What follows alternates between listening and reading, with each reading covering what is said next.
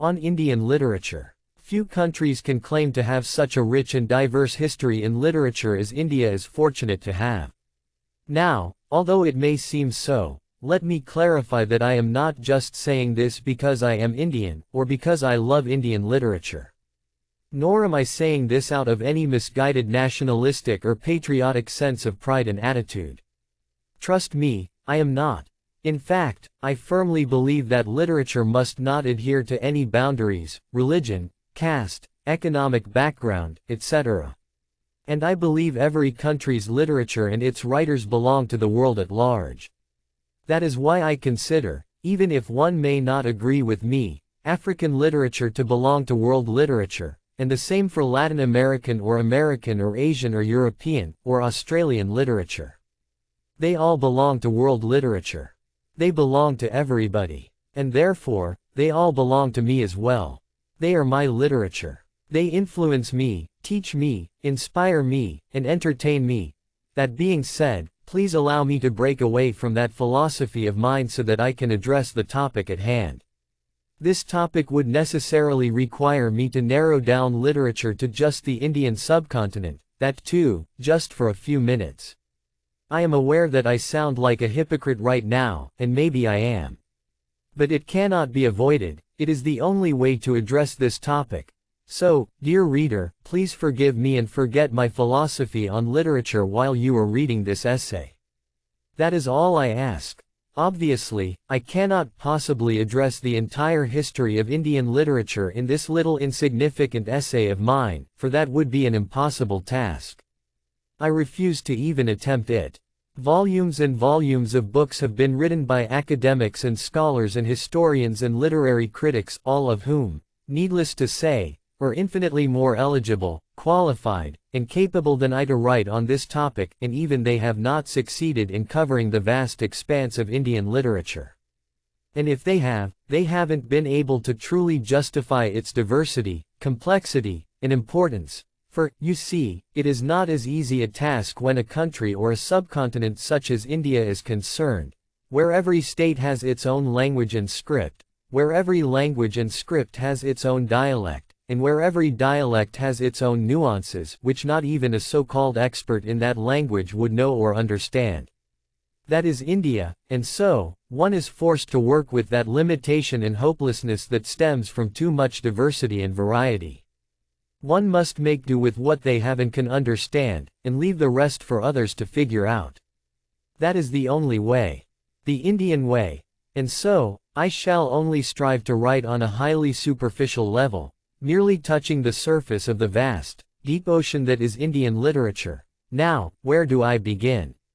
So many things to say, and so many ways to say it all. From where do I start?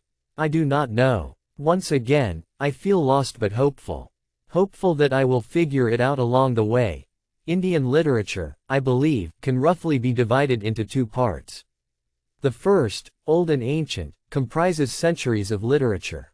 While the second part, new and young and still finding its way, consists of only 74 years of literature.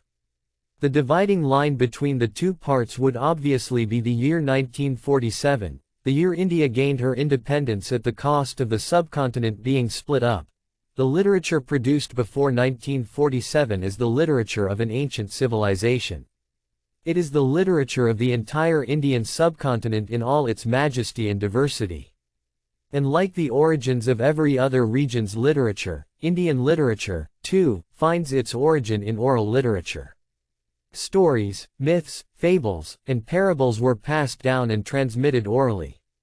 From man to man, community to community, village to village, kingdom to kingdom, and generation to generation, until they became a vital part of the culture of the entire subcontinent, a common legend, and folklore that every man living in the region would hear from the time of his birth up until his death. It is said to be the ancient Sanskrit language which was the language used to orally transmit this literature. And therefore, Sanskrit literature begins with the oral literature of the Rigveda, an ancient collection of Vedic Sanskrit hymns. It is the oldest known Vedic Sanskrit text and is one of the four sacred canonical Hindu texts known as the Vedas. It includes the Upanishads as well. The Rigveda dates to the period between 1500–1000 BCE, making it one of the oldest texts in any Indo-European language. It is said that the sounds and texts of the Rigveda have been orally transmitted since the 2nd millennium BCE. It includes, among many other subjects and issues, texts dealing with philosophical, metaphysical, and speculative questions regarding the nature of the divine and the origin of the universe. They also address the importance of virtues like charity in society, and the hymns praise deities and discuss cosmology. To this day, verses from the Rigveda continue to be recited during Hindu weddings and prayers, and other rites of passage celebrations, thereby making it the world's oldest religious text in continued use. After the Rigveda, came the great Sanskrit epics of Ramayana by Valmiki and Mahabharata by Ved Vyasa, which became the most popular, dominant, and significant texts in Indian history. These epics were codified and appeared toward the end of the 2nd millennium BCE, and over the course of the centuries became the foundation of one of the oldest religions of the world, Hinduism. Then came the age of classical Sanskrit literature, and along with it the great poet and playwright Kalidasa. Kalidasa is considered to be ancient India's greatest playwright and poet in Sanskrit literature. His works were predominantly based on the Vedas, the Ramayana, the Mahabharata, and the Puranas.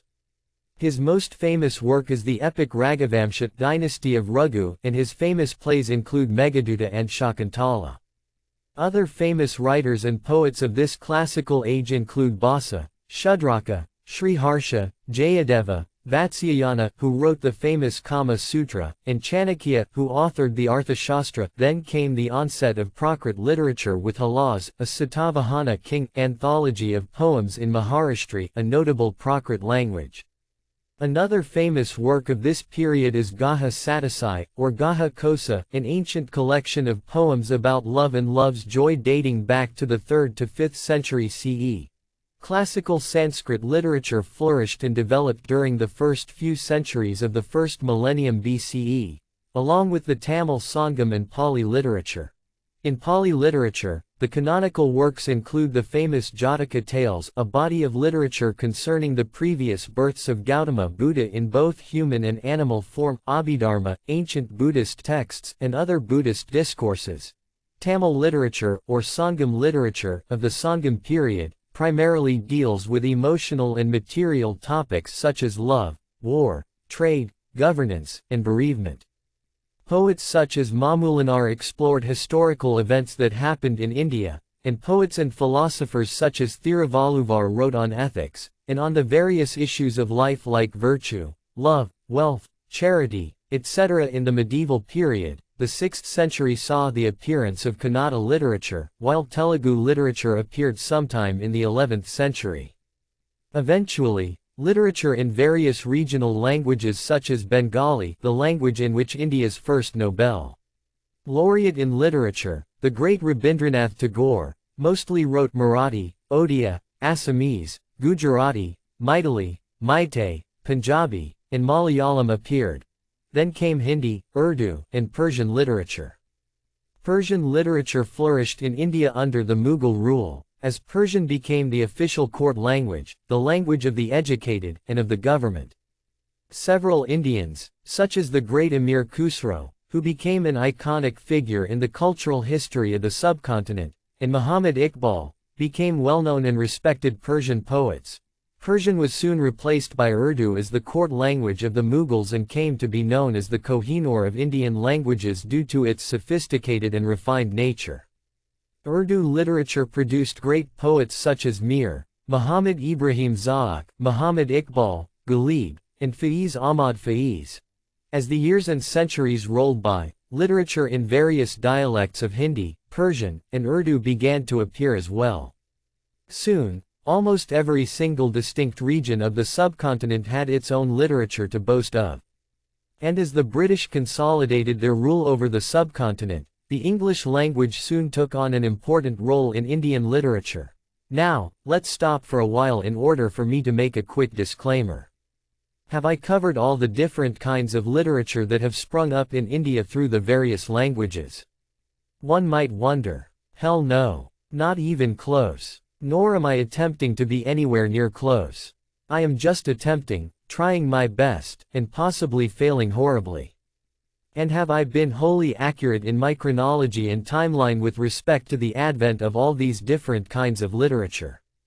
Hell no. Once again, I am not even close, and not even trying to be.